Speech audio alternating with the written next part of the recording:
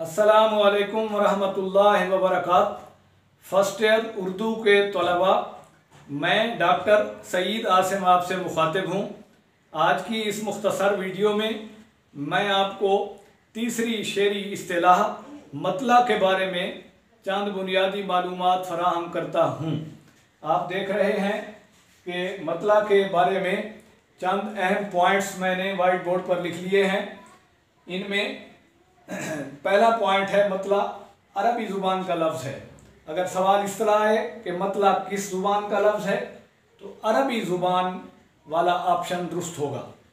Next point है, मतला का लफ्ज़ी लुग़वी असल हकीकी माना मतलब है तुलू होने की जगह। अगर सवाल इस तरह है कि मतला का लफ्ज़ी माना क्या है, लुग़वी असल या हकीकी मतलब क्या है, तुलू होने की जगह। अगर ये न लिखा हुआ हो दुरुस्त ऑप्शन के तौर पे, तो फिर इसकी जगह लिखा होगा ज़ाहिर होने की जगह, नमूदार होने की जगह या उभरने की जगह।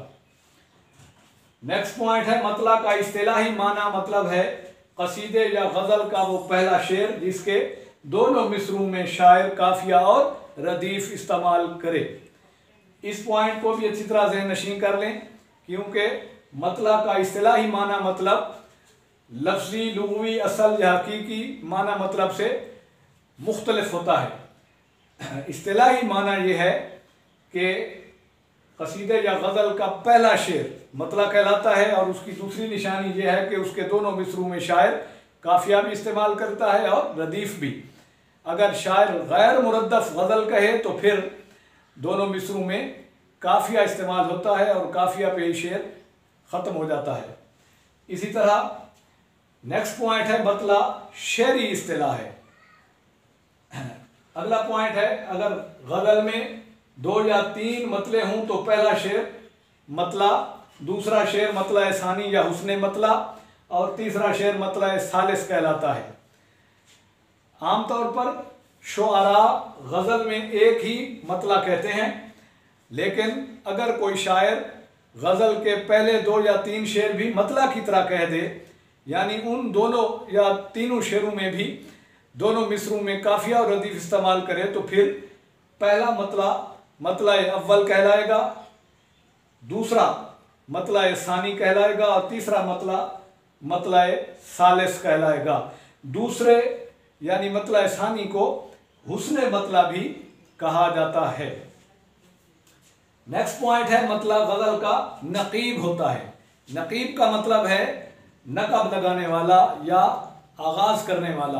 तो चूंकि गज़ल के मतला से ही गज़ल शुरू होती है, इसलिए मतला को गज़ल का नकीब भी कहा जाता है। नेक्स्ट पॉइंट है, कवायद यानी ग्रामर की रूह से मतला इसमें ज़र्फ मकान कहलाता है।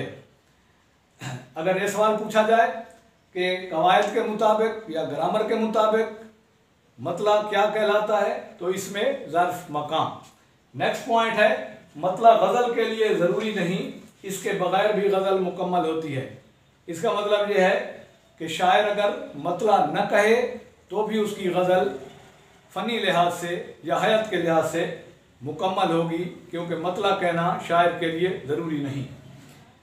आखिर में आप देख रहे हैं कि मतला की 2 मिसालें मैंने पेश की हैं। पहला मतला मीर तकी मीर की निसाब में शामिल दूसरी गज़ल का है।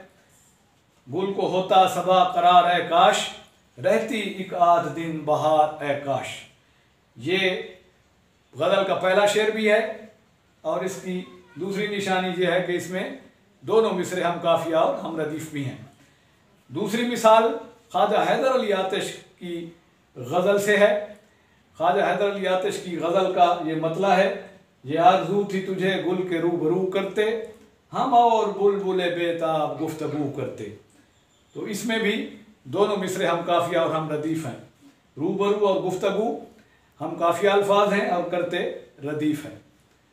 अजीज़ तलबा, मतला के बारे में आज की ये अहम मालूमात ज़हनशीं कर लीजिए, ताकि मारूज़ी पेपर में मतला के बारे में आए हुए सवालात का दुरुस्त जवाब आप आसानी से मुंतखब कर सकें। अगर आज की वीडियो आपको पसंद आई है तो इसको अपने दोस्तों और क्लास फेलोज़ तक शेयर भी ज़रूर कीजिए, और कमेंट्स में इसके बारे में राय भी दीजिए। और जो आपके साथ वाबस्ता आपके दोस्त या क्लास फेलोज़ हैं उनसे मेरा channel doctor Saeed Asim subscribe करने की गुजारिश भी कर दीजिए। अल्लाह हाफिज़।